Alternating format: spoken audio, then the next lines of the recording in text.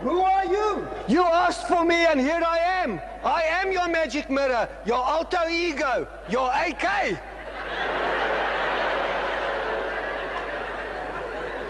It is my magic mirror. What do you know?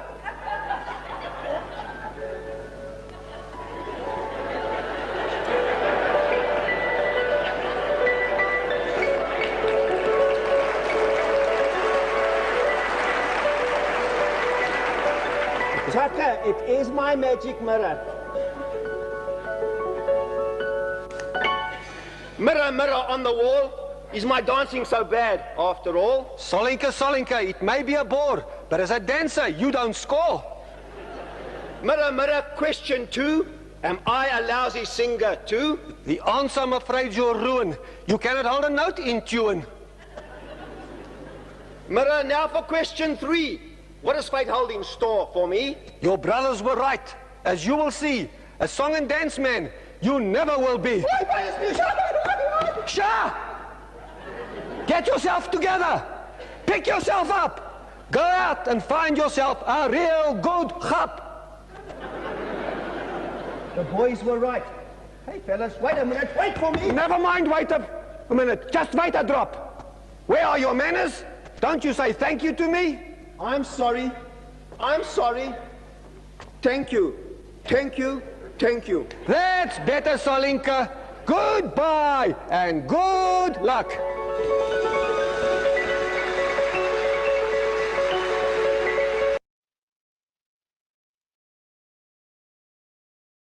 Solinka, can you please come on the screen? Sally, where are you, Sally? Sally was on just a moment ago. I'm not sure if he's still on this year, but Sally, it was so good seeing you here on the screen, and I think you could have a great future in Hollywood, Salinka.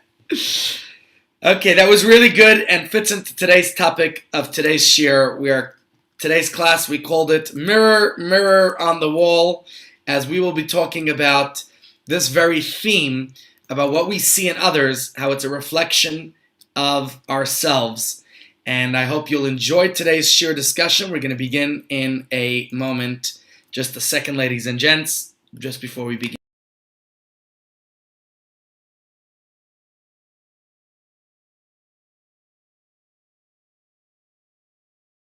And today, we are going to continue our discussion of this week's Parsha, the Parsha of Noach.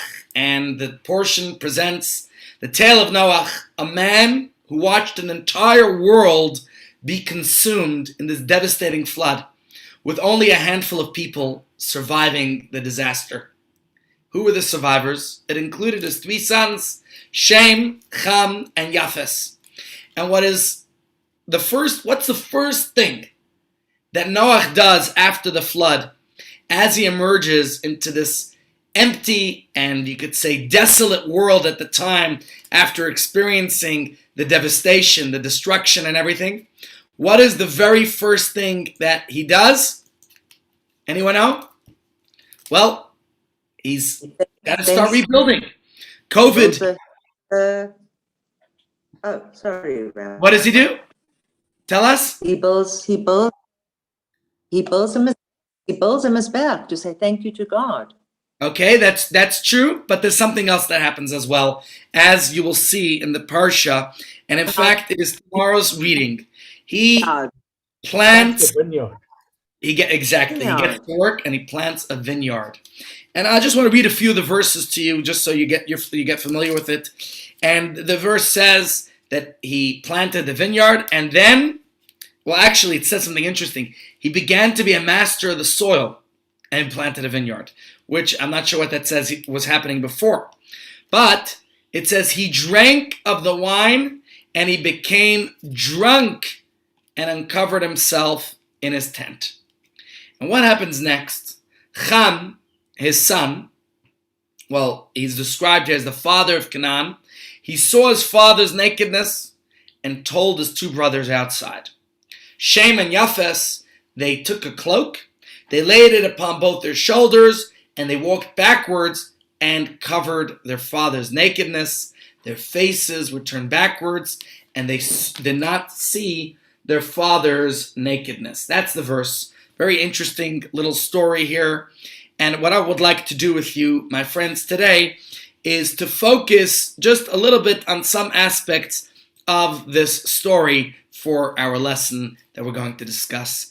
And let's just focus on, first of all, there's obviously a lot to discuss here, but for today's lesson, for today's discussion, question number one.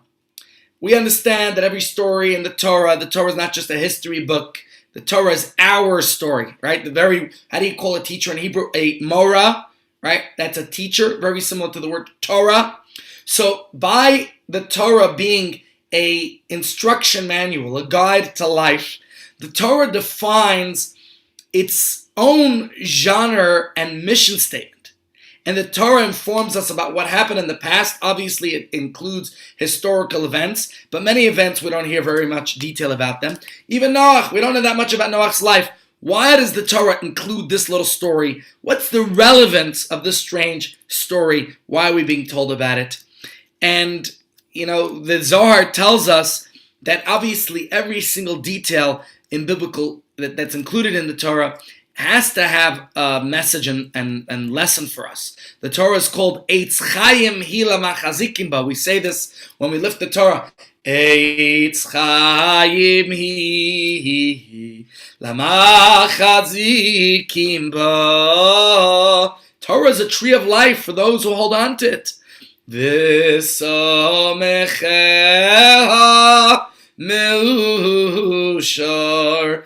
And those who draw near to it are ma'usher, they're fortunate. Says the Zohar, what does it mean? It's a tree of life, that the Torah is great, and it's a strong supernal tree. Why is it called Torah? So the Zohar tells us, because it is Ora, it brings light, it enlightens, it reveals that which is hidden and unknown.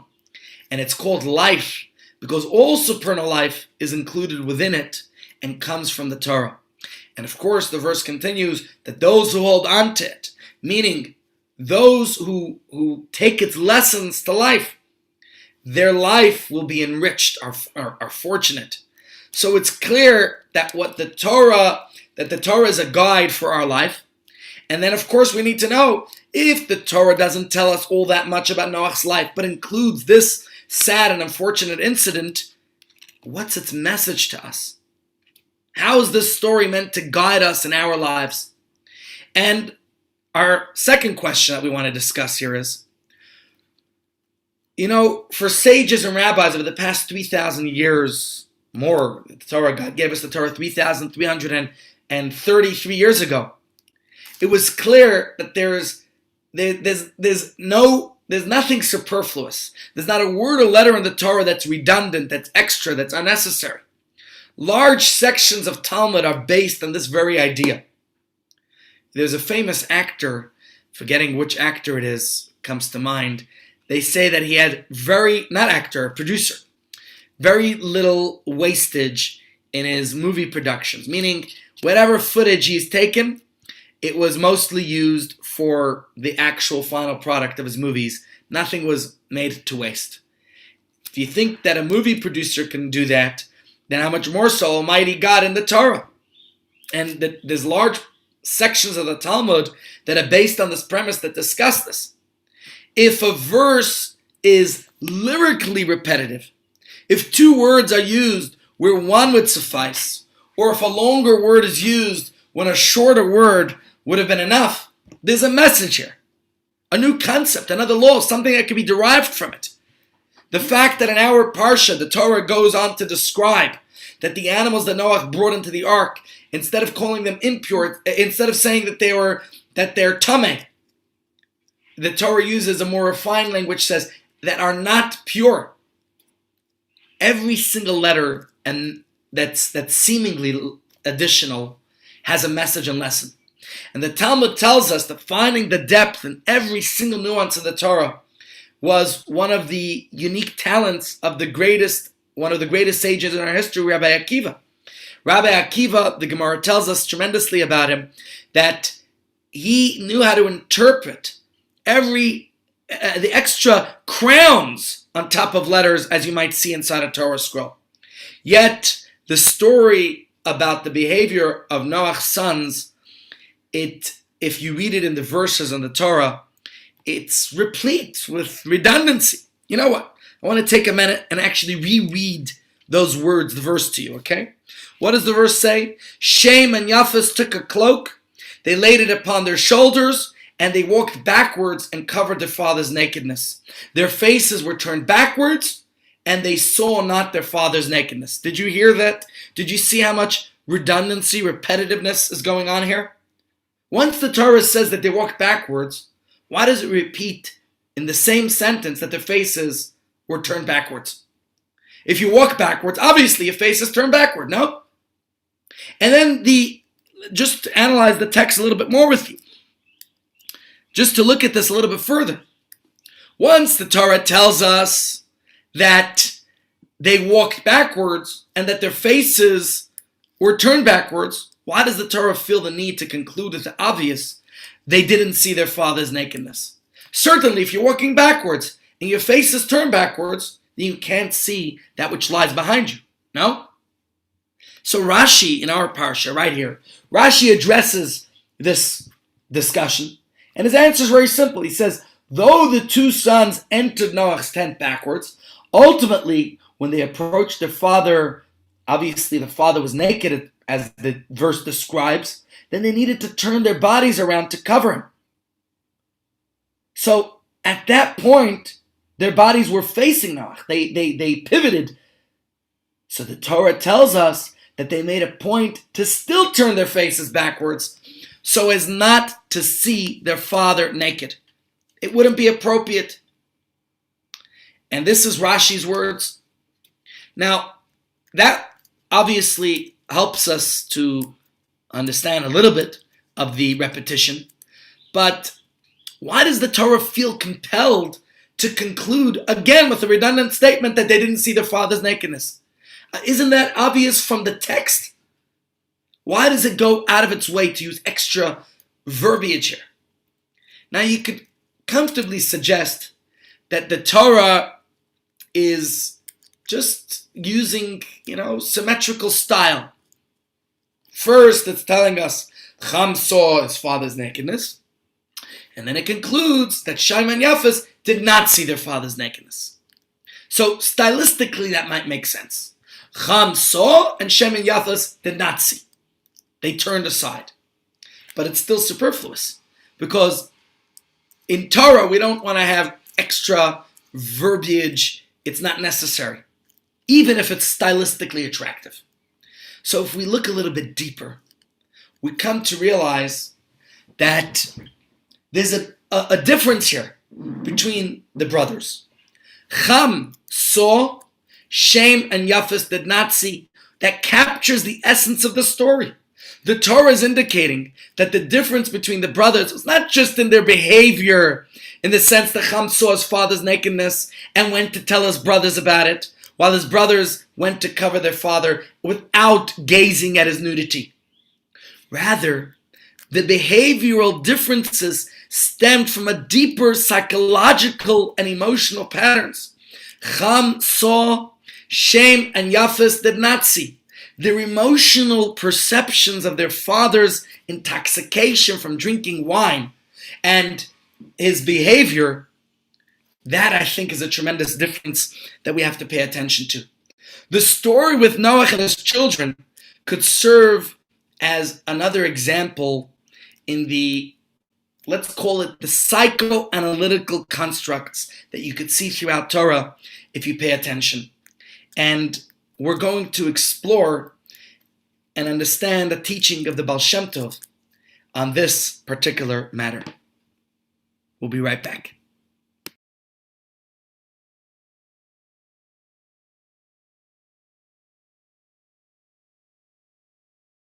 Sound is gone. Let us analyze an intriguing observation made by, actually in the 1700s, by one of the greatest masters of Jewish spirituality and psychology, none other than Rabbi Yisrael Baal Shem Tov, the founder of the Hasidic movement. Said the Baal Shem Tov, he says as follows: if you are ever going to encounter negative and see something negative in somebody else, you want to know what? He says it actually is a reflection of something in yourself. He said that if indeed we see negative in somebody else, it's a reflection of something inside yourself. And perhaps that's why a tzaddik doesn't see the negative in others, because a tzaddik is looking out for the best in someone else. So how do you understand this? Now, before we try to understanding this idea, it's interesting that although the Baal Shem Tov lived 250, 300 years ago, the idea that seeing an evil in somebody else, that it's a reflection of something inside yourself, this principle is something that is, it's actually mentioned in the Mishnah, because there's a Mishnah that says, Kol ha-poisel pasel, whoever declares somebody else invalid, unfit, is themselves unfit. And that's the words of the Gemara. And the Talmud adds, B'mumay paisel, people declare others unfit with their own blemish. What does that mean? Talmud tells us that if a person constantly barrages another person with a certain stigma, you have to know that that person carries the same stigma. That he's not the context of the Talmud is talking about marriages, about genealogy. But the point is that if somebody's calling someone else illegitimate, they can't marry a Kohen. How do you know? Chances are you have it yourself. Reminds me of a good old joke. Guy was on a plane and he's sitting there in the first class. Back in the old days when perhaps he could take out a cigarette, sitting in first class smoking a cigarette, the guy sitting next to him says, don't you see the sign there that says no smoking? He says, do me a favor. You didn't see the sign earlier. It said drink Coke. You want to drink Coke, you drink Coke. You want to smoke, you smoke. You don't want to smoke, you don't have to. Ooh, the person next to him is enraged. He goes to call the flight attendant. In the meantime, this guy is already lashing out a cigarette, sprays some cologne, some perfume, makes sure there's not a trace of it. Flight attendant arrives. Stewardess asks, were you smoking? It's me smoking. What are you talking about? Never. So, well, this other passenger claims you're smoking a cigarette. That passenger, he's a liar. He's a thief. So really, why should I believe you? So look at his ticket. They look at his ticket. Ooh, he belongs in economy. They take him out of the first class, stop maligning your fellow passengers, gossiping about them, and they throw in the back of the plane into economy. When they get off the plane, this guy who was smoking the cigarette's a little bit nervous, and he sees the other fellows chasing after him. The other guy catches up. He says, I'm so sorry. He said, how did you know I belong in economy? It's very simple. I saw your ticket. It was the same like mine. We both belong in economy. Says the Baal Shem Tov that when you're seeing negative in somebody else, you're seeing something, it's a reflection in yourself. And this comes from the Gemara, really. The Gemara saying that Kol ha-poisel b'mumay poisel. Whoever is finding a blemish in somebody else is really seeing the blemish that is inside themselves. So this idea, on the one hand, it's a concept in the Talmud. It's a teaching of the Baal Shem Tov. But I'm wondering if you relate to it. Some people find it a difficult concept to grasp. It sounds highly impractical. Say, for example, you invest money with somebody in a business, and that person betrays you in that business. They lied to your face. They denied the original business deal. They caused you tremendous financial loss, God forbid, not to you, somebody else. Is the Baal Shem Tov suggesting that person is really virtuous, or that you're really a thief? God forbid. How could you say such a thing? Can't an innocent person call a thief without having the mirror turned back on themselves? What if I see somebody abusing someone else? If I see them who they really are, they're a criminal abuser, and I call them that, does that mean that I'm also, God forbid, guilty of this abominable crime? That's ludicrous. So what if I see somebody engaging in some immoral, disgusting act? Does it mean that I've committed the same sin? Is the Baal Shem Tov teaching that, suggesting that righteousness must go hand in hand with naivete, denial of reality? You hear my question? Now, the simplest way of understanding this principle is based on another fundamental teaching of the Baal Shem Tov. What did he say? He says as follows. Kol davar v'davar asher adam roya shemeh. Anything, every single thing that a person sees or hears is an instruction for our life. There's a message and a lesson for it in the way we're meant to serve God. Everything, every single thing is a lesson on how to serve God better, without exception. You experience something, you encounter something, there's a message and lesson for you within it. So should you see something negative in someone else, it's not by chance.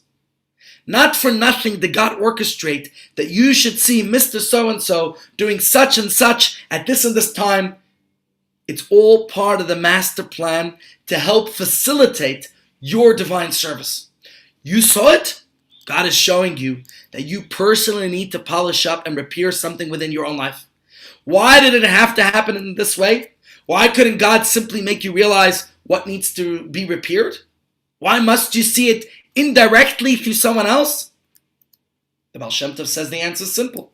Human nature is such that we rarely find ourselves guilty of anything. We're so madly in love with ourselves that come what may, we find some sort of acquitting logic for our own actions. You know why? Why did I say something nasty to my friend the other day? Because he's a jerk, that's why, right? It's not my fault. But the Baal Shem Tov says differently. As soon as someone else says something nasty to my friend, that someone else is all of a sudden the jerk. How dare they speak that way to my friend, to my brother? We love ourselves too much, so we don't see what's wrong with ourselves. But when someone else does that very same thing, the love isn't there. We're able to see it quite clearly. What happens? A couple falls in love with each other. They love each other so much. What about the little quirks that this person has? No, it's cute.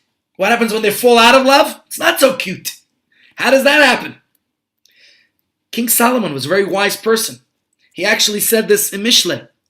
Sina ta'orer medanim bal kol peshoim techasa ava. Hatred arouses quarrels, but love covers all transgressions. And what is King Solomon telling us? That we cover over our own faults. A person's self-kinship, it blinds us of our own flaws, shortcomings, deficiencies that we have. A negative trait or deed, so innocent and justifiable in myself. What happens when I see it in somebody else? Dreadful. How terrible could a person behave that way? So why am I not appalled in that behavior myself? But when I see it in somebody else, it's disgusting.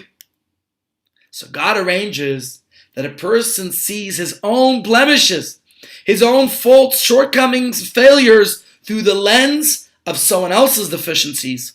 God provides us the opportunity for improvement in our own life. And this is the essence of the Baal Shem Tov's teaching.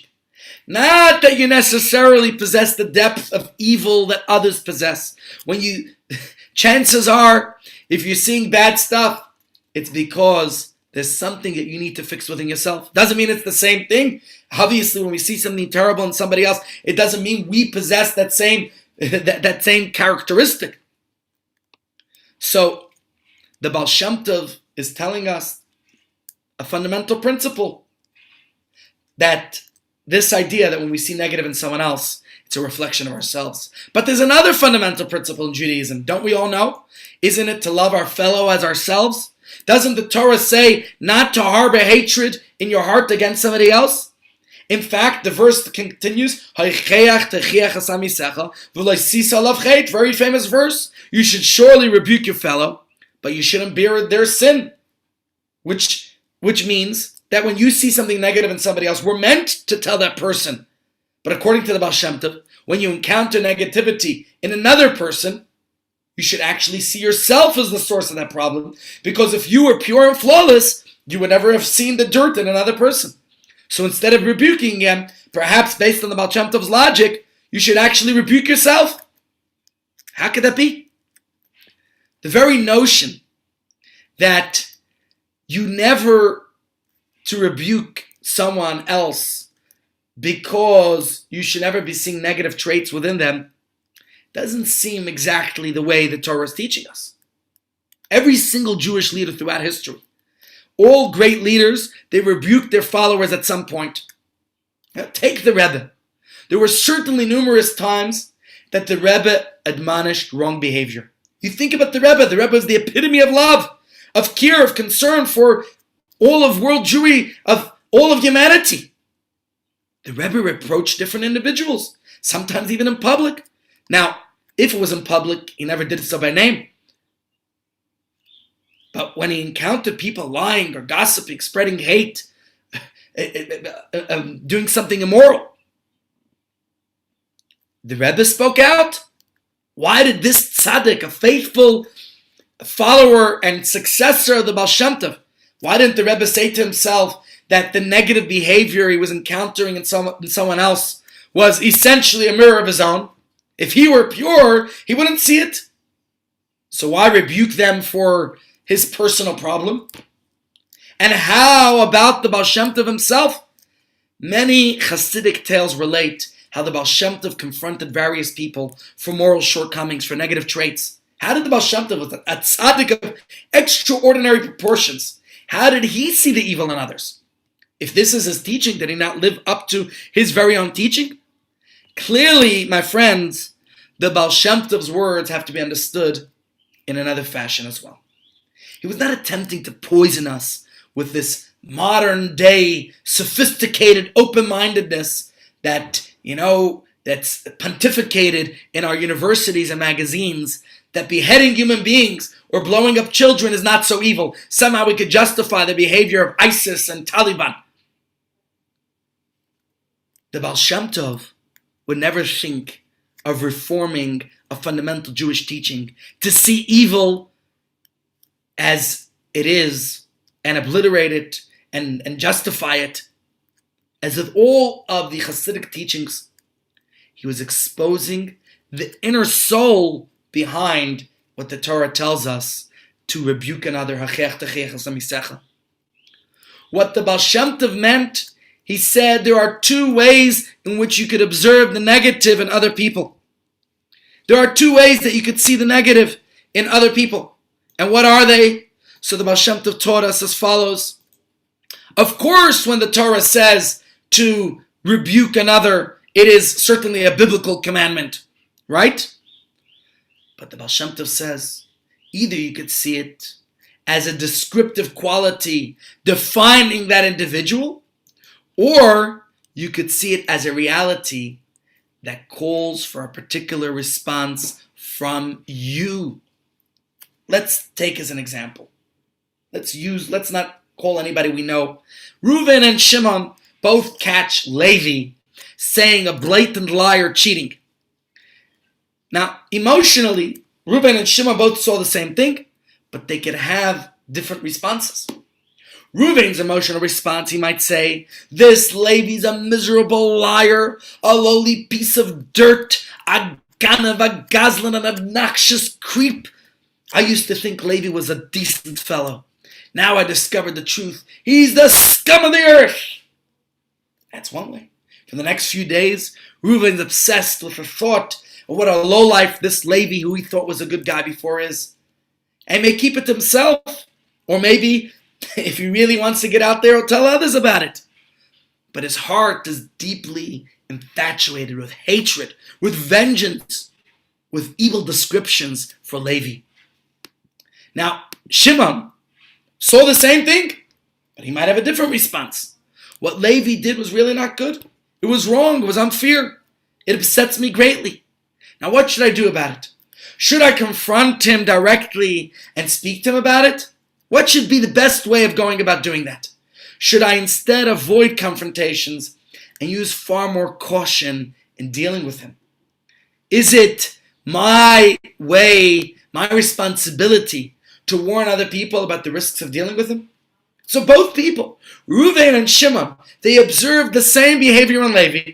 Neither of them were naive about what happened. They both saw the theft. But Reuven is consumed with how horrible Levi is. While Shimon, he focuses on how Levi's behavior should affect his own. What's the difference? Share with you another way of seeing this. Two husbands, David and Yehuda, both love having guests over for dinner. Right? They're social animals. They enjoy schmoozing, hanging out with people, having a l'chaim. Both of their wives, right, let's call them the same name, Sarah. Okay, both loathe having guests in their home. Now, once during a conversation about this, the women share with their husbands how deeply insecure they feel in the presence of guests. They're worried that they won't be able to do a good job. Maybe their cooking's not good enough. Maybe they're not the best hostess, whatever it is. Okay? And they feel that they're not good at it, and they're failures, and they're hesitant. They don't want to do this. Both husbands hear the same confession coming from their wives, but they respond emotionally in two very different ways. David says, why is Sarah such an insecure person? Why can't she get over her life together? What's going on? She must be really messed up. She requires therapy for this, endless therapy. Couldn't I have married a woman who's emotionally stable? Why did I have to end up with such an insecure kvetch who's frightened by a few measly guests who have their own set of psychological problems too? What's wrong with my wife? That might be one response. Say that's David's response. Yehuda says, Sarah's struggle with insecurity is painful. And truthfully speaking, it makes my life harder. Now what can I do to help my wife and myself, because we're one with each other? Her problem is my problem. Perhaps I can help her get to the bottom of her fears. Maybe I could get her somebody good to speak to. Maybe I should compliment her more often on her achievements, tell her how good her cooking skills are, how delicious her food is. Maybe I should tell her what a good hostess she is. Maybe she's just, extra irritable now because of something else that's going on. She lost her job. And maybe soon things will get better. You see, there's different ways of dealing with the same reality. Now, why would these two characters respond in such polar different ways? And here again, David and Yehuda both observed an identical flaw, just like Reuben and Shimon. Neither of them denied the reality of the condition. They know that their wives are not enjoying hosting guests, but their emotional responses are so drastically different. While David became so obsessed with his wife's weakness, with her shortcomings and failures, and he tells himself, why did I marry the wrong woman? Yehuda instead, he focuses on how her issues affected him and what he could do to help the situation. You see, it's so different. Why the difference? The truth of the matter is that David, just like his wife, also suffers from insecurities. Who doesn't? And he too is trying to impress his guests. And he thinks he's overcoming his fears by entertaining. He's fearful how they're going to view him, how they're going to perceive him. It's just that his way of dealing with his insecurity is by inviting guests, having another l'chaim with them. Instead of avoiding them, he is sinking himself deep into it. But both he and his wife are incapable of dealing with visitors in a natural and healthy fashion. I'm just projecting, I'm making this up, but I'm just trying to put out there how the situation could be. He responds in one direction, she responds in the opposite direction. In truth, both are uncomfortable with themselves. So when David encounters his wife's fear, what happens? David is thinking to himself, the truth is, it's bringing out his own awkwardness of guests. But instead of confronting his own fears, he resorts to wife bashing because he's deflecting his own shortcomings. In reality, what David is really upset about is not Sarah's insecurity, but his own insecurity. The other guy, Yehuda, on the other hand, He's confident with himself. So his wife's fears do not consume him. When he observes his wife's insecurity, he doesn't become entangled and get into this whole emotional web and needs to resort to mentally writing a critical biography about his wife. Her struggles are not his. He instinctively focuses simply on how to resolve the situation. What can we do? There's a problem. How are we going to resolve this? And the same thing, go back to the story. Reuven and Shimon both saw Levi steal.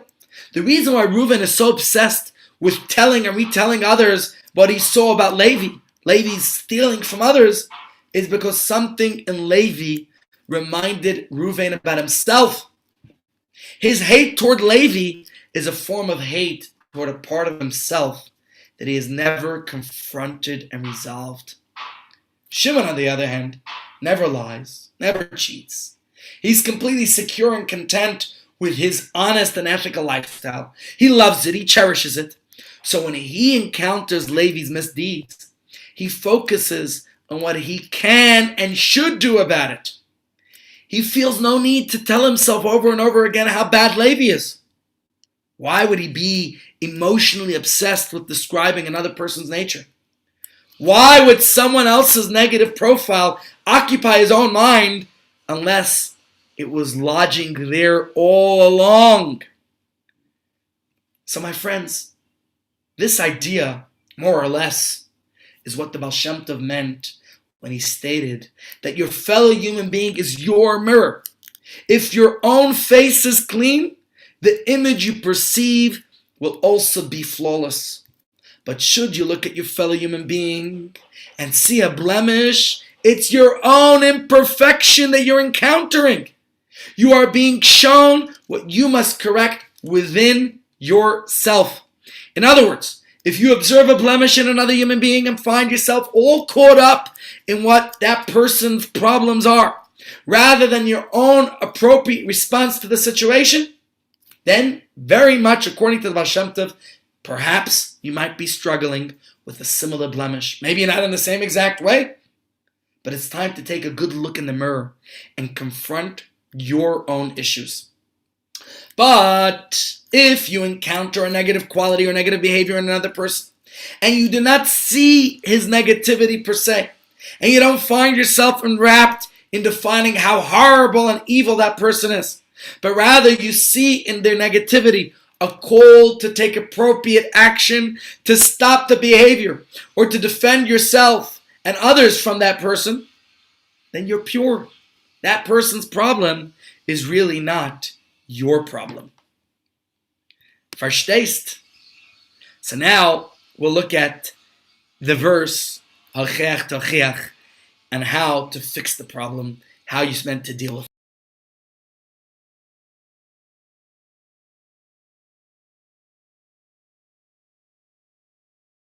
And according to the Baal Shem Tov's observation, that the evil we see in someone else is a reflection of our own, that doesn't conflict with the Torah's injunction to rebuke evildoers at all. Yes, the Torah says you should rebuke someone else. Indeed, if you do not see the evil, rather you see the opportunity to constructively guide somebody along the right path, that's a mitzvah. But if you see evil, that sighting alone is enough to tell you that perhaps you suffer from the same problem. And so, if that's the case, if I'm seeing the negative in somebody else, well, it means there's something within me that needs to be fixed. Let me read it to you beautifully from the Rebbe's words. As he says, you can find it in Likutei Sichos, volume 10. He says, when a person hears that someone else did something inappropriate, his responsibility is to see only the dry legal realities of the situation. What can I do to fix and better the situation? Where there's darkness, it's my responsibility to bring light. Those are my words, paraphrasing the Rebbe. And so, of course, we have to do something about it. The flip side is a person who hears of a negative situation concerning someone else, and instead of focusing on how he can practically better the situation, he's obsessed over how bad that person is, or focuses too much on it. In other words, he does not feel the responsibility to affect change, rather focuses strictly on the fact that the other person's bad, then we know that that's a reflection of your own behavior. So this is what the Torah says. Hoicheach, toichiach. Yes, you certainly should reprove. Why does the Torah say it twice? So the Hasidic masters explain it saying, before you admonish your fellow human being, you know what? You first have to reprove yourself. You have to first make sure that you're not rebuking that person because you yourself suffer from the same flaw. If you're admonishing them as a way of repressing or deflecting your own shortcomings, the rebuke will usually be counterproductive. The other person is going to sense that you're not trying to help them, but rather this is an attempt to protect yourself. Only after I reprove myself, I find that shortcoming, that flaw, that failure, that problem within me, then I could speak to the other person. Because as we know, the words that come from the heart will enter the heart. So let's go back to the story of the sons of Noach. Let's see how this applies to them. Remember, Ham saw his father's nakedness, while Shem and Yafes did not. Their respective actions stemmed from different emotional responses.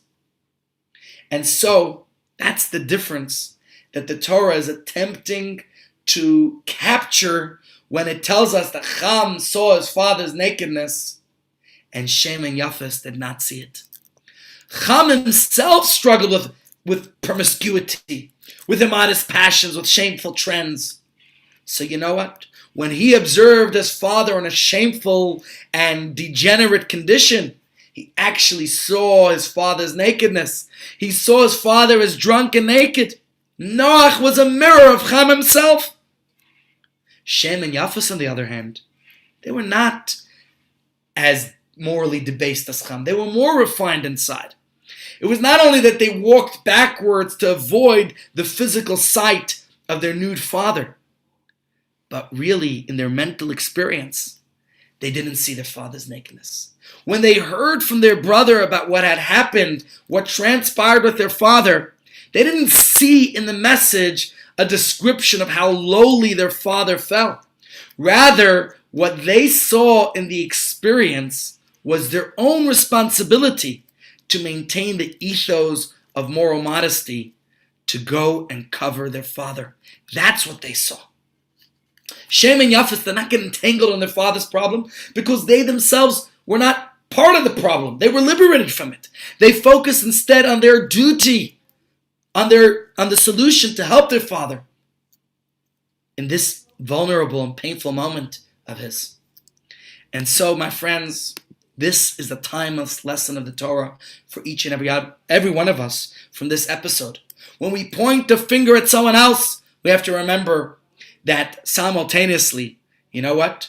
We're pointing 3 fingers back at ourselves. Yep, try that out. The next time you find yourself about to criticize another person, whether it is a relative, whether it's a friend or a stranger, stop and think, where is this coming from? Is it coming from a place of love for the other person? Or are we really about to criticize that which we hate most about ourselves? If you realize that the criticism is coming from the reflection of what we hate in ourselves, then look at it as an opportunity to address something that I've ignored for far too long in myself. And instead of criticizing the other person, I know my job is to fix myself. And once we have done so, and we've completely cleansed ourselves of the blemish, then we'll be ready to help another person to address the very same issue with love. And then, in all likelihood, we'll be successful because it's coming from a good place. And that's when we realize, of course, words that come from the heart will enter the heart. And with that in mind, I think this profound idea from the Baal Shem Tov, that there are 2 perceptions. Some people see the bad and evil in another person's behavior, and they condemn them. And others will see room for improvement and try to constructively repair others.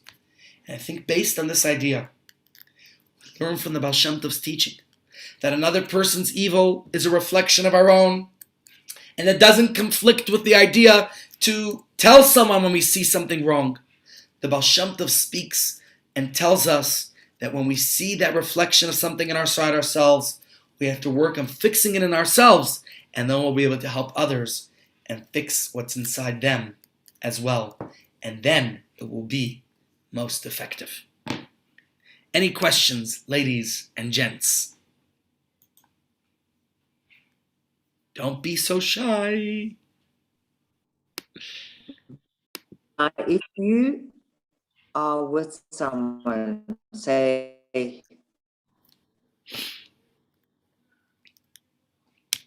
What's that? Lost you there, Rosalind. partner, We lost you. do it on you. If you are working with someone, and can you hear me, Rabbi? Now I do, yeah. If you have a business partner and he is not doing what he should, it's not a reflection on you, because you are not that not your personality or your way of doing. Therefore, you do have to rebuke him. Yeah, obviously Because when he you're in is a business. bringing you down by not doing his. Agreed. I don't think the Baal Shem Tov is negating that idea. I think the Baal Shem Tov's point is that when we see the negative flaw in somebody else, we obviously have to first look inside ourselves. We have to see, am I pointing out the flaw in that person because I just want to rebuke them and give them a hard time? Then it's just coming from me. It's just a reflection of myself.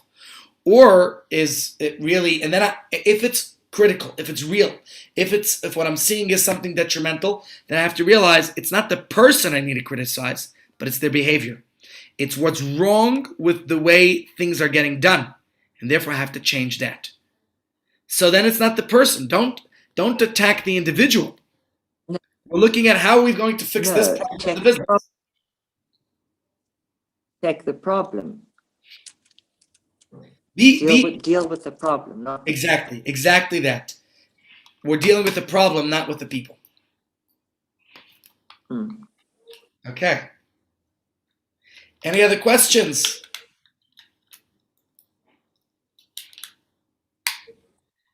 Okay, ladies and gents, my remote's not working today, I'm sorry. With that in mind, I wish you all a pleasant day and a great Shabbos, and we'll see you, please God, next week, right here, same place. Zaykas to everyone. Take care.